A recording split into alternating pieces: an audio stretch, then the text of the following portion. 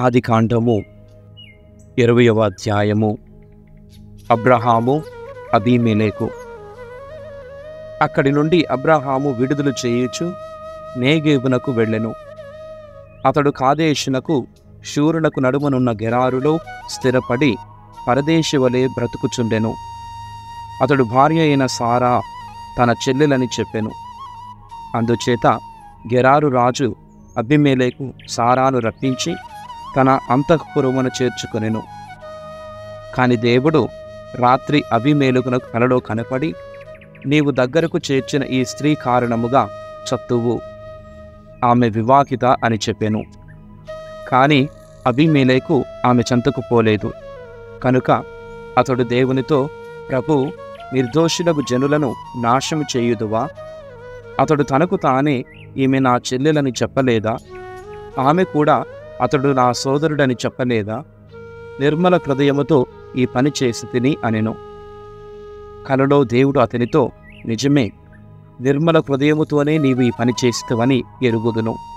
నాకు వ్యతిరేకముగా పాపము చేయకుండా నిన్ను అడ్డగించినదియు నేనే. కావుననే నిన్ను ఆమెను తాకనీయలేదు. నీవు వెంటనే అతని భార్యనతనికి అప్పగింపుము. అతడు ప్రవక్త. అతడు నీ కొరకు దేవునికి విన్నపములు చెయ్యను. నీవు బ్రతుకుదువు. కాని నీవామెను తిరిగి పంపకున్నా నీకు చావు తప్పదు. నీవే కాదు, నీ వారందరూ చత్తురు అని చెప్పాను. అందుచేత అబీమెలెకు తెల్లవారక ముందే లేచి సేవకులందరినూ పిలిపించి వారికి జరిగినదంతయు పూసగుచ్చినట్లు చెప్పెను. వారందరూ మిక్కిలి భయపడిరి. అంతట అబీమెలెకు అబ్రహామును పిలిపించి, మాకు ఇంత పని చేసితివేళ? నీకు నేను ఏ అపకారము చేసి ఎరుగను. నీవు మాత్రము నాకు నా రాజ్యమునకు మహాపాతకమును అంటగట్టితివి. చేయరాని పని చేసితివి కదా అనెను. అతడు, ఇంత పని చేసి నీవేమి లాభం పొందితివి అని అడిగెను. అంతట అబ్రహాము, ఈ రాజ్యమున దైవభీతి లేదు. వీరు నా భార్యను ఆశించి నన్ను చంపుదురనుకొని ఈ పని చేసి తిని. అదీ కాక ఈమె నిజముగా నా సోదరియే. ఆమె మా తండ్రి కుమార్తె కాని మా తల్లి కుమార్తె కాదు. ఆమె నాకు భార్య అయినది. దేవుడు నన్ను తండ్రి ఇల్లు వదిలి దేశములు పట్టి పొమ్మన్నప్పుడు నేనామెతో, నీవు నా యందు కరుణ కలిగి నెరవేర్పవలసిన విధి ఒకటి ఉన్నది. మనము వెళ్ళిన ఎల్ల చోట్ల నేను నీ సోదరుడినని చెప్పుము అంటిని అనెను. అప్పుడు అబీమెలెకు గొర్రెలను గొడ్లను దాసదాసీ జనమును రప్పించి అబ్రహామునకు కానుకగా ఇచ్చెను. సారాను కూడా తిరిగి అతనికి అప్పగించెను. అబీమెలెకు అబ్రహాముతో, ఇదిగో, నా ఈ దేశమంతయు నీ కన్నుల గట్టినట్లు ఉన్నది గదా, ఇక్కడ నీకు మనసు నచ్చిన చోట కాపురముండుము అనెను. అతడు సారాతో, నేను నీ సోదరునకు 1000 వెండి నాణెములిచ్చి తిని, కావున మీ జనులెవ్వరూ జరిగిపోయిన ఈ పనిని పట్టించుకొనరు. నీవును పూర్తిగా దోషము నుండి విముక్తి చెందదవు అనెను. అప్పుడు అబ్రహాము దేవుని ప్రార్థించెను. దేవుడు అబీమెలెకును అతని భార్యను దాసీ కన్యలను బాగు చేసెను. వారు బిడ్డలను కనిరి. ఇంతకుముందు అబ్రహాము భార్యగు సారాను కాపాడనించి దేవుడు అబీమెలెకు ఇంటిలో ఉన్న ప్రతి స్త్రీని గొడ్రాలినిగా చేసెను. 21వ అధ్యాయము. ఈసాకు జననము. మాట ఇచ్చినట్లే దేవుడు సారా పట్ల కనికరము చూపెను. ఆమెను గూర్చి చెప్పినదెల్లా నెరవేరినట్లు చేసెను. దేవుడు నిర్ణయించిన సమయమునకే సారా ముదుసలి అయిన అబ్రహామునకు ఒక కొడుకును కనెను. అబ్రహాము సారా తనకు కన్న కుమారునకు ఈసాకు అని పేరు పెట్టెను. ఈసాకు 8 రోజుల నెత్తురు గందుగా ఉన్నప్పుడే దేవుడు ఆనతిచ్చిన విధముగా అబ్రహాము అతనికి సున్నతి చేసెను. ఈసాకు పుట్టినప్పుడు అబ్రహాము వయసు 100 ఏండ్లు. సారా, దేవుడు బిడ్డనిచ్చి నన్ను నవ్వులలో తేలించెను. ఇది విన్న వారందరూ నాతో పాటు నవ్వుదురు అనుకొనెను.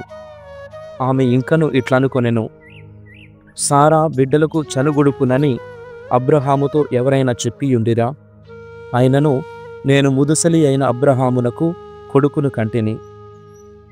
హాగారు ఇష్మాయేలును పంపివేయుట. పిల్లవాడు పెరిగి చనుబాలు వదిలిన రోజున అబ్రహాము ఒక గొప్ప విందు చేసెను. అబ్రహామునకు ఐగుప్తు దేశీయురాలు అయిన హాగారునకు పుట్టిన కుమారుడు ఈసాకుతో ఆడుకొనుచుండగా సారా చూసెను. చూచి అబ్రహాముతో, ఈ బానిస తొత్తును దాని కొడుకును ఇంటి నుండి గెంటి వేయుము. ఈ దాసీపుత్రుడు నా కుమారుడు ఈసాకునకు వారసత్వమున సమముగా ఉండుట నేను సహింపను అనెను. అబ్రహామునకు కుమారుడు ఇష్మాయేలు మీద ప్రేమ మెండు. సారా మాటలు విని అతడు చాలా బాధపడెను. కానీ దేవుడు అబ్రహాముతో, ఈ దాసిని ఈమె కొడుకును తలుచుకొని బాధపడవలదు. సారా చెప్పినట్లు చేయుము. ఈసాకునకు పుట్టిన వారే నీ సంతతి వారగుదురు. ఈ దాసీపుత్రుని సంతతిని కూడా ఒక జాతిగా చేయుదును. అతడును నీ కుమారుడే కదా అనెను. అబ్రహాము తెల్లవారక ముందే లేచెను. అతడు రొట్టెల మూటను నీళ్ల తిత్తిని తెచ్చి హాగారునకిచ్చి కుమారుని ఆమె భుజముల మీద నుంచి ఆమెను పంపివేశను. ఆమె వెళ్ళి బెర్షెబా అరణ్యములో దిక్కుతోచగా తిరుగాడుచుండెను. తిత్తిలోని నీరంతయు అయిపోయెను. ఆమె పసిబిడ్డను ఒక పొద క్రింద పడవేశెను. పొదకు 2 కోలవేటుల దూరముగా కూర్చుండెను. ఈ పసిబిడ్డ చావు నేనెట్లు చూతును అనుకొనెను. ఈ విధముగా ఆమె కొంచెము దూరముగా కూర్చుండి గొంతెత్తి ఏడ్చుచుండెను. దేవుడు పిల్లవాని ఏడ్పు వినెను. దేవదూత ఆకాశము నుండి, హాగారు, నీకేమి ఆపద కలిగినది? భయపడకుము. దేవుడు నీవు పడవేసిన చోటి నుండి పిల్లవాని ఏడ్పు వినెను. ఇక లెమ్ము, పిల్లవానిని లేవనెత్తి చంకబెట్టుకునుము. అతడు మహాజాతికి మూల పురుషుడగును అనెను. దేవుడు ఆమె కన్నులు తెరచెను. ఆమె నీటితో నిండిన నూతిని చూసెను. వెళ్ళి తిత్తిని నీటితో నింపెను. పిల్లవానికి నీరు పట్టెను. పిల్లవానికి దైవబలము కలదు. అతడు పెరిగి పెద్దవాడై పారాను అడవులలో నివసించెను. గొప్ప విలుకాడయ్యను. తల్లి ఐగుప్తు దేశము నుండి ఒక పిల్లను తెచ్చి అతనికి పెండ్లి చేసెను. అబీమెలెకుతో ఒడంబడిక. ఆ కాలమున అబీమెలెకు తన సేనాధిపతి ఫీకోలుతో వచ్చి అబ్రహాముతో, నీవు చేయు పనులన్నింటికీ దేవుడు తోడ్పడుచున్నాడు. నాకు, నా బిడ్డలకు, నా సంతతి వారికి విశ్వాసద్రోహము చేయనని దేవుని మీద ప్రమాణము చేసి చెప్పుము. నేను నిన్ను నమ్మినట్లుగా నీవును నన్ను, నీకు పరదేశముగానున్న నా దేశమును నమ్మవలయును అనెను. ఆ మాటలకు అబ్రహాము, అట్లే నేను ప్రమాణము చేయుచున్నాను అనెను. ఇది ఇట్లుండగా అబీమెలెకు సేవకులు అబ్రహాము నీళ్ల బావిని బలవంతముగా వశం చేసుకొనిరి. దానికి అబ్రహాము అబీమెలెకు మీద అభియోగము తెచ్చెను. అంతట అబీమెలెకు, ఈ పని ఎవరు చేసిరో నేనెరుగను. నీవును ఎన్నడూ నాతో అనలేదు. ఇప్పటిదాకా నేను ఈ విషయము విననే లేదు అనెను. అంతట అబ్రహాము గొర్రెలను గొడ్లను తోలుకొని వచ్చి అబీమెలెకునకు అప్పగించెను. వారిరువురు ఒక ఒడంబడిక చేసుకొనిరి. అబ్రహాము తన గొర్రెల మంద నుండి 7 పెంటి పిల్లలను విడిగా ఉంచెను. అబీమెలెకు, ఈ పెంటి పిల్లలను 7 విడిగా ఉంచితివేలా అని అబ్రహామును అడిగెను. దానికి అబ్రహాము, నేనే ఈ బావిని త్రవ్వించితిని అనుటకు సాక్ష్యముగా నీవు వీనిని స్వీకరింపుము అనెను. వారిరువురు ప్రమాణములు చేసిన తావు కావున ఆ స్థలమునకు బెర్షెబా అను పేరు వచ్చెను. వారు బెర్షెబా దగ్గర ఒడంబడిక చేసుకొన్న పిదప అబీమెలెకు అతని సేనాధిపతి ఫీకోలు ఫిలిష్తీయుల దేశమునకు తిరిగి వెళ్ళిరి. అబ్రహాము బెర్షెబాలో ఒక పిచుల వృక్షమును నాటెను. నిత్యులకు దేవుని పేరిట ప్రార్థన చేసెను. అబ్రహాము ఫిలిష్తీయుల దేశములో 10 ఏళ్ళు పరదేశిగా బ్రతికెను. యోబు గ్రంథము 9వ అధ్యాయము. ప్రభువు న్యాయము అన్నిటినీ మించినది. అటు తరువాత యోబు మాటలాడుచూ ఇట్లనెను, నీవు చెప్పినది నిజమే. నరుడు దేవునితో వాదించి నెగ్గగలడా? ఎవరైనను దేవునితో వాదమునకు దిగిన ఎడల అతడు 1000 ప్రశ్నలడుగును. వానిలో ఒక్కదానికిని మనము జవాబు చెప్పలేము. అతడు విజ్ఞాననిధి, శక్తి సంపన్నుడు. అతనిని ఎవరెదిరింపగలరు? అతడు కొండలకు చెప్పకుండానే వానిని కదిలించును. కోపముతో వానిని క్రింద పడద్రోయును. భూకంపములను పంపి నేలను కదిలించును. భూమిని భరించు స్తంభములను గడగడ వణకించును. అతడు ఆజ్ఞాపించి సూర్యోదయమును నిరోధింపగలడు. చుక్కలను ప్రకాశింపనీయకుండా అడ్డుపడగలడు. అతడే ఆకాశమును దుప్పటివలే విప్పును. అలలను అణగద్రొక్కి సముద్రమును అదుపులో పెట్టుకొనును. ఆయన స్వాతి మృగశీర్షము కృత్తిక అను వాటిని దక్షిణ నక్షత్ర రాశులను చేసినవాడు. అతడు లెక్కల కందని మహాకార్యములు చేయును. గణింప శక్యము కాని అద్భుత కార్యములు సల్పును. అతడు నా ప్రక్కగా వెడలిపోయినను నేను అతనిని గుర్తింపలేను. అతని గమనమును కనిపెట్టజాలను. అతడు తాను తీసుకోదలచినది తీసుకొనును. నీవు చేయుచున్నదేమిటి అని ఎవరునూ అతనిని అడ్డగిప్పజాలరు. అతని కోపమునకు తిరుగులేదు.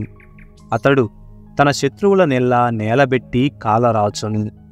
అట్టి ప్రభువుతో నేను వాదింపగలనా? అతనికి బదులు చెప్పుటకు నాకు మాటలు దొరకునా? నేను నిర్దోషినైనను నన్ను నేను సమర్థించుకోగలనా? న్యాయాధిపతి అయిన దేవుని కరుణింపుమని వేడుట కన్నా నేను చేయగలిగినది ఏమున్నది? అతడు నన్ను మాటలాడనిచ్చినను నా పలుకులు ఆలించునా? అతడు నాకు కష్టములను పంపి నిష్కారణముగా నన్ను బాధించుచున్నాడు. గ్రుక్క కూడా త్రిప్పుకోనీయకుండా నన్ను కడగండ్ల పాలు చేయుచున్నాడు. దేవుని మీద నా బలమును చూపెదననుకున్నచో అతడు మహాశక్తిమంతుడు. అతని మీద వ్యాజ్యమాడదనన్నా అతనినెవరు పిలుచుకొని వత్తురు? నేను నిర్దోషినైనను నా నోరు నన్ను ఖండించును. నా యందు తప్పు లేకున్నను అతని వాక్కు నన్ను దోషిని చేయును. నేనసలు నిర్దోషినేనా? నాకే తెలియరాకున్నది. ఈ జీవితము నాకు దుర్భరముగానున్నది. అంతయు ఒకటే కావున దోషిని నిర్దోషిని కూడా అతడు సమముగనే నాశము చేయునని నేనంటిని. నిర్దోషి తలవని తలంపుగా నాశము కాగా దేవుడు నవ్వి ఊరకుండును. అతడు దేశమును క్రూరుడైన పాలకుని వశము కావించి అందలి న్యాయాధిపతుల ముఖములను కప్పివేయును. అతడు కాకున్నా ఈ కార్యమును మరి ఎవరు చేయుదురు? నా దినములు మహావేగముగా పరుగిడుచున్నవి. వానివల్ల ప్రయోజనమేమీయూ లేదు. జమ్ముతో చేసిన నావవలే వేగముగా వెడలిపోవును. పక్షిమీదికి దుమ్ముకు డేగవలే త్వరగా పరుగిడుచున్నవి. నేను నా విచారమును మరచిపోయి నగుమోమును కాన్పింతుననుకున్నచో నా బాధలన్నీయూ తిరిగి వచ్చుచున్నవి. దేవుడు నన్ను దోషినిగా గణించుచున్నాడు. నేను దోషినైనచో ఇక ఈ వ్యర్థ ప్రయాసలన్నీయూ ఎందులకు? నేను మంచుతో శుద్ధి చేసుకొనినను నా చేతులను సబ్బుతో తెల్లగా కడుగుకొనినను లాభము లేదు. దేవుడు నన్ను మురికి గుంటలో పడద్రోసెను. నా బట్టలను నన్ను చూచి సిగ్గుపడుచున్నవి. అతడు నావలే నరుడు కాడు కనుక నేను అతనితో వాదింపజాలను. అతనితో వ్యాజ్యమాడజాలను. అతనికిని నాకును రాజీ కుదుర్చు మధ్యవర్తి ఎవడునూ లేడు. కనుక ఆయన తన దండమును నా నుండి తీసివేయవలయును. నేను భయపడకుండా అతని మహాత్యములు నాకు అగుపించవలెను. అయినను నేను వెరవక మాటలాడెదను. ఎలయనగా నేను అట్టివాడను కాననుకునుచున్నాను. 10వ అధ్యాయము. నాకు జీవితము మీద విసుగు పుట్టినది. మిత్రమా, నీవు నా మొరలాలింపుము. నేను నా ఆవేదన కొలది మాటలాడెదను. నేను దేవునితో ఇట్లు పలుకుదును: ప్రభు, నీవు నన్ను దోషిగా నిర్ణయింపవలదు. అసలు నా అపరాధమేమిటో తెలియజెప్పుము. నీవు స్వయముగా కలిగించిన నన్ను అనాదరము చేసి ఇప్పుడు ఈ రీతిగా బాధించుట న్యాయమా? నీవు దుర్మార్గుల పన్నాగములను అనుమతింతువా? నీ కన్నులు మా కన్నుల వంటివేనా? నీవు నరులు చూచిన చూపున చూతువా? నీ జీవితము నరుల జీవితము వలె హ్రస్వకాలికమైనదా? నీ రోజులు నరుల రోజుల వలె సాగిపోవునవా? కానిచో నీవు నా దోషములను విచారింపనేలా, నా అపరాధములను గాలింపనేలా? నేను నిర్దోషిననియు నీ చేతి నుండి నన్నెవరునూ విడిపింపలేరనియు నీవెరుగుదువు. నీవే నన్ను సృజించి నాకీ రూపమునిచ్చితివి, కాని నీవే నన్నిప్పుడు నాశము చేయబోనితివి. నీవు నన్ను మట్టి నుండి మలిచితివి, తిరిగి నన్ను మట్టిపాలు కావింతువా? పాల నుండి వెన్న ఏర్పడినట్లుగా నీవు నన్ను రూపొందించితివి. నీవు నాకు వస్త్రము వలె చర్మమును తొడిగితివి, ఎముకలతోనూ నరములతోనూ నన్ను బట్టను వలె నేసితివి. అటు పిమ్మట నాకు ఊపిరి పోసి ప్రేమతో నన్ను పరామర్శించితివి. కాని ఇంత చేయునప్పుడును నీవు మోసముతో వర్తించి నాకు హాని చేయుటకు సమయము కొరకై వేచియుంటివని ఇప్పుడు నేను గుర్తించితిని. నేను పాపము చేసినచో నాకు క్షమాభిక్ష నిరాకరింపవచ్చునని నీవు కనిపెట్టుకొనియుంటివి. కనుక నేను తప్పు చేసినచో సర్వనాశనమయ్యదను. నేను నీతిమంతుడనైనను తలనెత్తుకోలేను. నేను బాధావమానములతో కృంగిపోవుచున్నాను. నేనొకవేళ తల ఎత్తుకొని తిరిగినను నీవు సింహము వలె నన్ను వేటాడి నీ మహాబలమును నా మీద మరలా ప్రయోగింతువు. ఎడతెగక నా మీదికి క్రొత్త సాక్షులను పిలిచెదవు. ఎడతెగక నా మీద నీ ఉగ్రతను పెంచెదవు. ఎడతెగక సైన్యము వెనుక సైన్యము రాజేసెదవు. నీవసలు నన్ను మాతృగర్భము నుండి వెలికి తీయనేలా? నేనప్పుడే చనిపోయినచో నన్నెవరునూ చూచియుండెడివారు కారు. నేను మాతృగర్భము నుండియే నేరుగా సమాధికేగినచో అసలు జన్మింపకయే ఉండేడివాడను కదా. నా రోజులు ముగియనే ముగిసినవి. నీ చూపునిక నా నుండి మరల్పుము. ఈ మిగిలిన స్వల్పకాలమైన నేను కొంచెము ఊరడిల్లెదను. నేనిక నరుడు తిరిగిరాని చోటికి వెళ్ళిపోయేదను. అంధకార విషాదములు అలుముకొనిన తావును చేరుకొందును. అచట కటిక చీకటియు నీడలను గందరగోళమును ఉండును. వెలుతురు కూడా గాఢ చీకటి వలె ఉండును. సామెతల గ్రంథము 2వ అధ్యాయము. ప్రభువు వివేకమునిచ్చును, తెలివియు జ్ఞానము ఆయన నోటి నుండే వచ్చును. ధర్మాత్ములకు సాయము నొసగువాడు, పుణ్యజనులను డాలువలే కాపాడువాడతడే. న్యాయమును పాటించు వారిని సంరక్షించువాడును, భక్తజనులను పరిరక్షించువాడతడే.